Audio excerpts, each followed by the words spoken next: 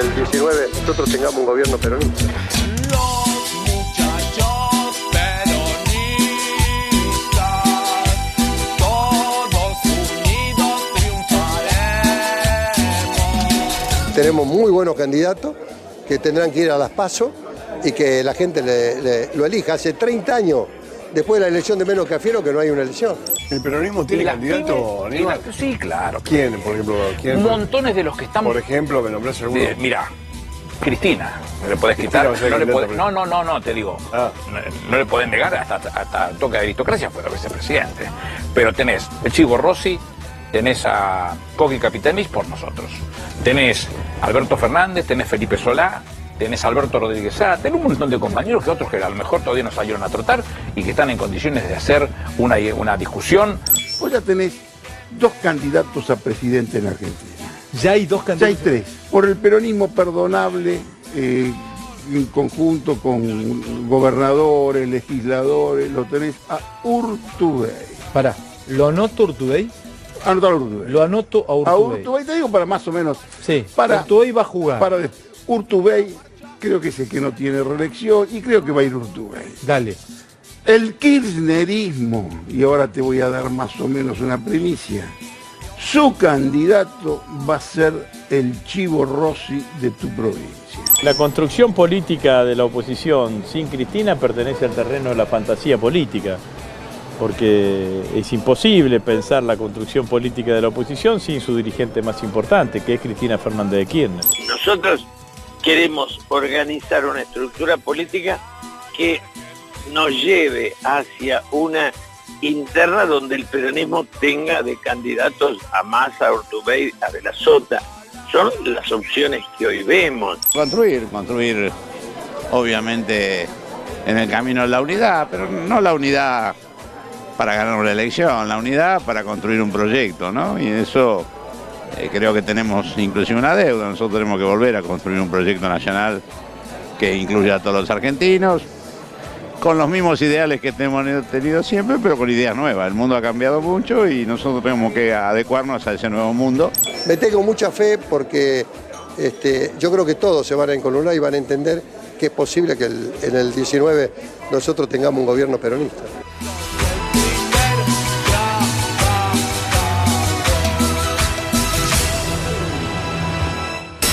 Diputado del Frente Renovador, ¿cómo estás viendo lo que está pasando ahora con el gobierno está anunciando aliviado el acuerdo con el Fondo Monetario? El Fondo Monetario está para que no entres en default. Es una especie de seguro que adquirís para que los bancos del mundo puedan cobrar. Esa es la razón de la existencia del fondo. Ahora, el fondo en general no viene a venderte plata como un banco, lo que viene es a venderte un vínculo, ¿no es cierto? Lo que le interesa es el vínculo y el control. Control que puede ser muy pesado, como al principio del 2002, cuando estaba Nupsin, que yo me acuerdo que tuve que negociar yo también con Nupsin como gobernador. ¿Cómo son esas negociaciones con esos muchachos? ¿Te maltratan? Yo negociaba con él, discutía sobre el patacón. Sí, y él decía que no era una moneda. Yo le decía que moneda es todo lo que se acepta como moneda. Lo que la demanda acepta como moneda, sea un vaso con agua o un ladrillo, es una moneda.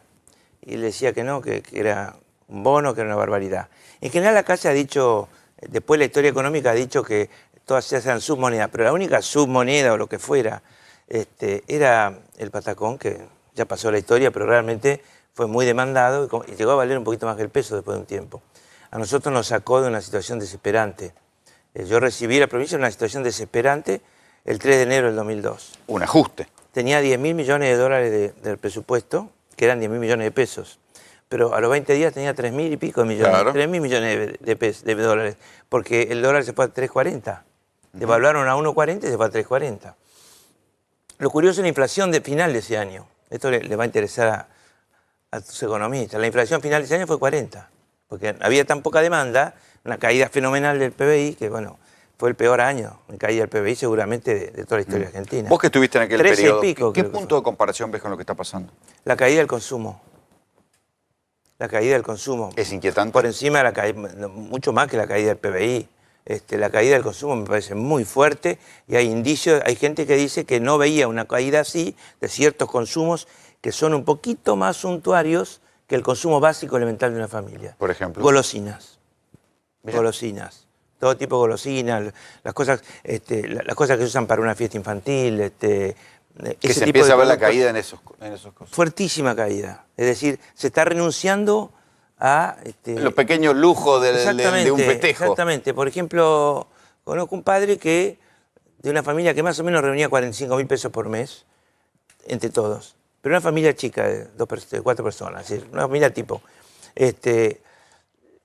Se desesperaba por todo porque la idea es que los gastos fijos son tan altos que incluso si vos podés deducir un gasto de alimentos y guardás esa plata para el gasto de alimentos mensual, te quedás con nada en el bolsillo. ¿Y nada qué es? Nada es quedarte en tu casa, nada es como claustrofobia, como una situación de no tenés ni para ir al cine. Domiciliaria, podés salir a caminar solamente. Sí, y caminar por el conurbano hay que ver si está... Depende de dónde vivís, de día, pero además, si te endeudás a tasas altísimas, porque si tenés un ingreso bajo, ¿quién te presta? Bueno, te presta un tipo que cobra el 100%. Bueno, el día de Arroyo insiste por mucho en que hay un nivel de endeudamiento enorme en las clases populares inédito. Enorme. Y descuentos, digamos, directos, descuentos por lista, ¿no es cierto?, a muchísimos empleados del Estado, por ejemplo. ¿En aquel momento, en el 2001-2002, también había caído tanto el consumo? No, muchísimo. Fue una devaluación enorme que no se trasladó para nada a precios en su totalidad, sino fue una devaluación ideal para poner competitivo un país. Salió así. Había que hacerla, bueno, pero salió así, fue asimétrica, ¿te acordás? Lo que dio muchos líos. Y bueno, ya es historia. Ahora, vos me preguntabas ahora, yo creo que lo que veo ahora es un invierno durísimo. Yo no soy un economista, pero hablo con mucha gente como político. Y hablo con empresarios grandes y empresarios chicos, y le pregunto a la gente, y así como averigüé lo de las golosinas. El padre que la familia de ese tipo, me olvidé de contarte, lo que lo desesperaba era que su hija no podía seguir jugando al hockey, no podía ni pagar el club donde jugaba, que era un club de barrio, ni pagarle los zapatos, que no sé cuánto valen los zapatos de hockey, la verdad. Y eso lo desesperaba y le hacía saltar las lágrimas, por la impotencia de no tener un pequeño escape. Y eso es gente que seguramente puede estar en la clientela de Macri, ¿no? Trasladarlo a otros sectores que viven en un barrio cerrado y que con mucho esfuerzo han comprado una casita en un barrio cerrado, no en un country, supónete, y que se le redujo enormemente el consumo. No, y si tienen que viajar en autocapital, tienen 15 lucas por auto. Ahora usan mucho más las combis, hacen cola a la mañana para usar combis, etc. Pero digo, la vida de todo el mundo cambió, todo el mundo se ajustó. La vida de todo el mundo no es igual, es distinta, pero esto afectó a todas las clases y al afectar las ventas... Y recién empieza. Afecta todo tipo de ventas. Las ventas, no solamente las ventas a la gente que ya no puede comprar ni golosinas, sino las ventas a la gente de 80.000 pesos al mes. Y las ventas a la gente... Este fenómeno de la caída del consumo todavía otras cosas. No se ve en las estadísticas, porque recién ahora empieza, o sea, es algo que se va a empezar a ver ahora. Se ve cada vez más cheques rebotados, eso lo dice todo el mundo. ¿Y cuál es el primer indicio de problema más grave? Lo que se llama la ruptura de cadena de pagos. Cuando fulano no le paga a sultano y entonces la cadena empieza a no pagar. ¿No es cierto? Eso se ha vivido en la Argentina, básicamente en la época del corralito, ¿te acordás? Fuertísima ruptura de cadena de pagos inmediata. Bueno, acá lo que hay es cheques rebotados muchísimo. De ahí a la ruptura de cadena de pagos no sé cuánto tardarán. No soy un experto en esto. Lo que digo es... Con tasas al 40 si te querés refinanciar. Las medidas, digamos, el fondo va a tener una revisión trimestral. Al fondo le interesa que la revisión trimestral sea exitosa. Pero si no es exitosa, pues te exigieron mucho y no pudiste, y te dicen, pero yo le pedí el 30 y usted acá me dio el 18, entonces se vuelven a Washington e inventaron el waiver. ¿El waiver cuál es? ¿Qué es? Es toda una ceremonia ritual a la que termina el directorio del fondo. Que dice, bueno, te perdono. Te perdono. ¿El te perdono qué hace? Que vuelva, tenga supuestamente más derecho y más presión por el waiver, pero el waiver es un mecanismo para estar permanentemente ligado a vos. No te dice chavo el fondo. Y hay algo que hay que acordarse. De la Rúa llamó al fondo. El fondo apareció y nosotros lo vivimos en el 2002.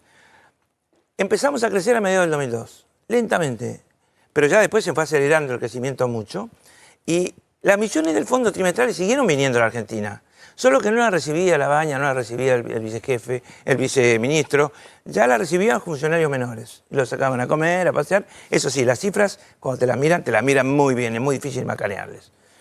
Ahora, el fondo siguió hasta diciembre del 2005 con las trimestrales, pero nadie sabía, nadie se enteraba, no parecía un país bajo el fondo, porque estaba creciendo.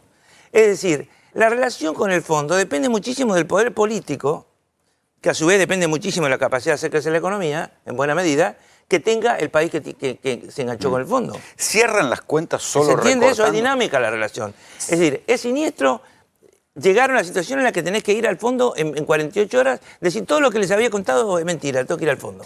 ¿No es cierto? ¿Cierran las cuentas de alguna manera recortando el presupuesto? No, de ninguna manera profundizan, entran en un círculo ¿Cómo podrían vicioso, hacer para que cierren las cuentas? Profundizan. No, las cuentas tienen que cerrar mucho más por el lado de los ingresos, en principio, que por el lado de los gastos. O sea, lo que dejaron de cobrar.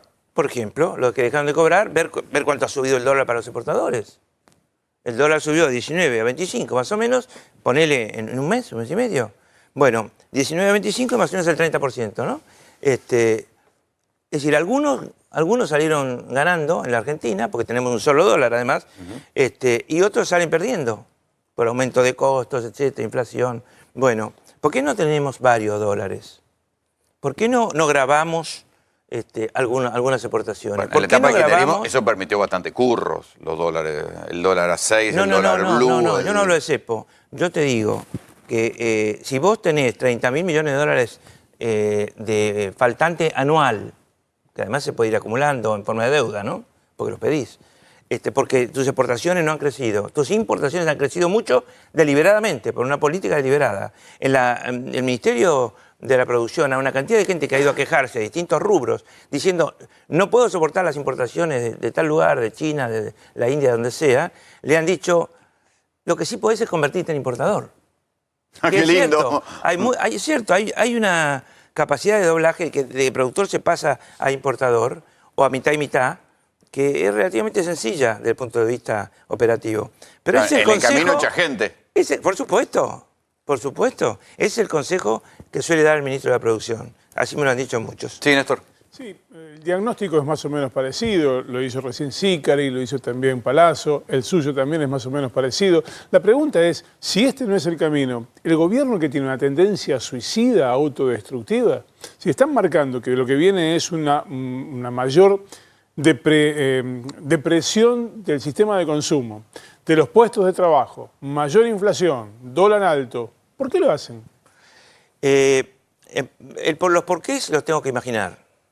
Lo que yo imagino es pésimo diagnóstico desde el punto de vista de orejeras ideológicas y no conocer la Argentina, pésimo diagnóstico sobre lo que heredó, lo que le pasaba, no en el sentido que fuera bueno o malo, sino en el sentido para dónde agarrar, ¿no es cierto?